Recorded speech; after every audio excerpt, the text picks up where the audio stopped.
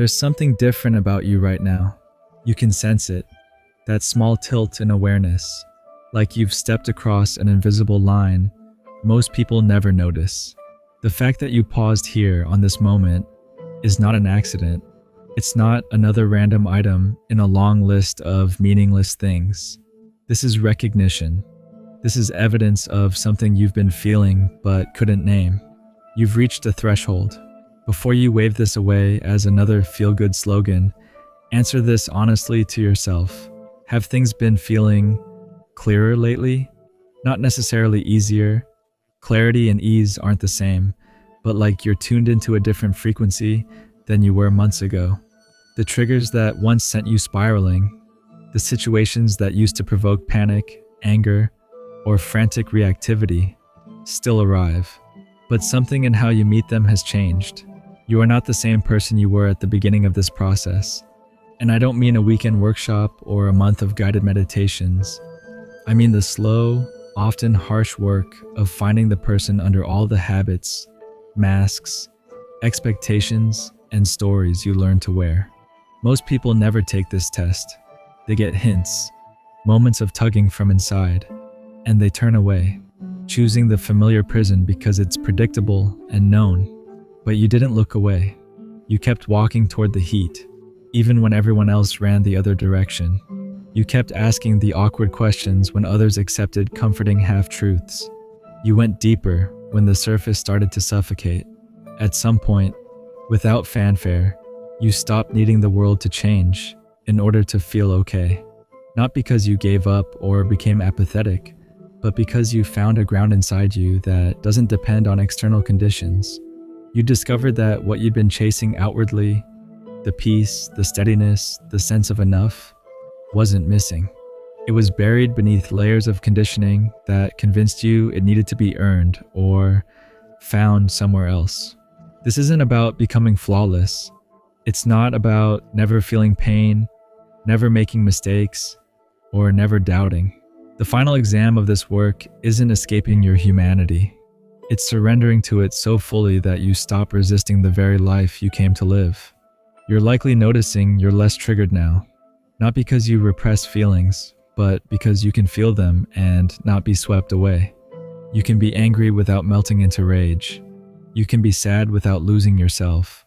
You can feel fear without freezing. There's a space now between sensation and identity, an interval that allows a response instead of an automatic reaction. And here's the strange part. You didn't ace this test by trying to ace it. You passed it by giving up the need to be exceptional. You stopped tallying wins and losses, stopped measuring yourself against some imaginary spiritual scoreboard. You realized the very act of trying to arrive kept you from seeing what was already present. The test doesn't come with study notes. It's more like dawn, a slow illumination. One morning you wake and notice you are different, though you can't say when it began. Let me tell you what that test often looked like in real life, because it rarely resembles the tidy image we expect. It showed up as losses, relationships ending, careers unraveling, identities dissolving. It looked like the steady dismantling of external securities until you were forced to discover what remains when everything else falls away. It showed up as small, private moments of truth, sitting in silence and admitting you could no longer pretend, choosing honesty over ease, presence over performance, even when it felt as if you were losing everything that once mattered. And maybe you did lose things. People who couldn't hold the new frequency drifted away. Old versions of yourself that were safe but small had to be released.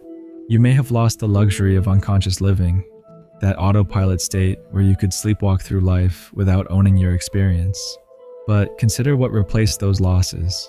You found you, not the persona you thought would be acceptable, but the raw, honest version of yourself. When the pretense fell away, something real emerged. A knowing that doesn't come from books, teachers, or external validation. A trust in your inner guidance that persists even when it defies logic. You start to understand something radical. You are not separated from life. You are not a victim of circumstance or a passenger on someone else's journey.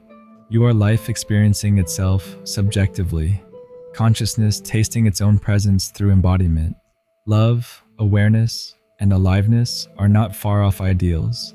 They're the reality of your being expressing itself through this temporary form. That realization rearranges everything and nothing at once.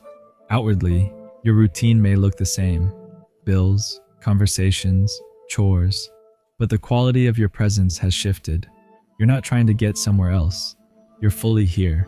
That presence, steady and unclaimed by needing things to be different, is the hallmark of passing the test. But passing doesn't end the work. In fact, it's the start of another phase. Once you stop searching for proof you've arrived, confirmations show up everywhere. Not the flashy or cloying signs that seekers chase, but quiet confirmations that occur in ordinary moments and cause you to smile because you finally recognize the conversation that's always been happening. You notice how you relate to people changes, not in a smug or aloof way, but because you operate from a new baseline. You can sit in a crowded, chaotic room and remain centered, not out of indifference, but because you've learned compassion without absorption. You feel deeply, but don't drown. A caution: this clarity doesn't grant immunity. Challenges still come, sometimes more forcefully, but your relationship to them is different. A problem becomes a puzzle. An obstacle becomes an opportunity. Crisis becomes a focusing lens. This shift isn't naive positivity. It's the capacity to perceive the gift woven into difficulty. You'll also notice your social landscape changing. People who thrived on drama and depletion quietly fall away, not because you expelled them, but because you stopped emitting the frequency that attracted them. In their place, relationships arrive that are steadier and more genuine. Conversations deepen. Bonds form around authenticity rather than need. And with this new presence comes a responsibility. You become a living prompt for others. Your steadiness awakens things in those who meet you. Some are drawn, others recoil, because your calm exposes their unrest. You'll stand as a mirror for people's potential peace. Sometimes a welcome mirror, sometimes an awkward one. This is the work now. Not to seek accolades or teach grandly, but to show up consistently as proof that another way of being is possible. Your service is simple and profound. Be present. Speak truth when others sanitize. Choose love over fear. Remain calm when others unravel. You don't need to build a platform or lead a movement. The practice is embodied. A steady presence in a world that often forgets what steadiness looks like.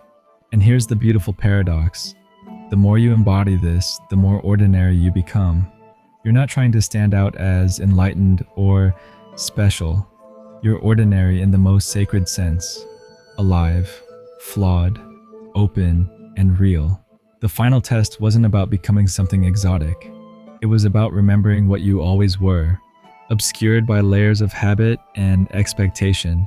It's a homecoming, not an ascent. If these words land in you with recognition, welcome. You're on the other side of something significant. Welcome to the beginning of real life, where growth unfolds through surrender.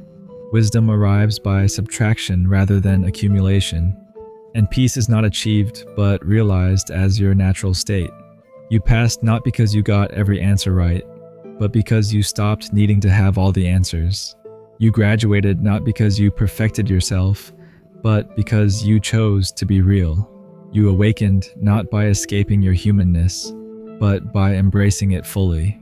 Now the adventure opens, living from this grounded place, serving from fullness, loving from wholeness. If this stirred something in you, know this: you've already changed.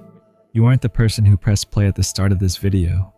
You're the same soul stepping into clearer expression, the one who's been waiting for the right moment to show up fully. This moment is that invitation. This is your recognition. This is your beginning.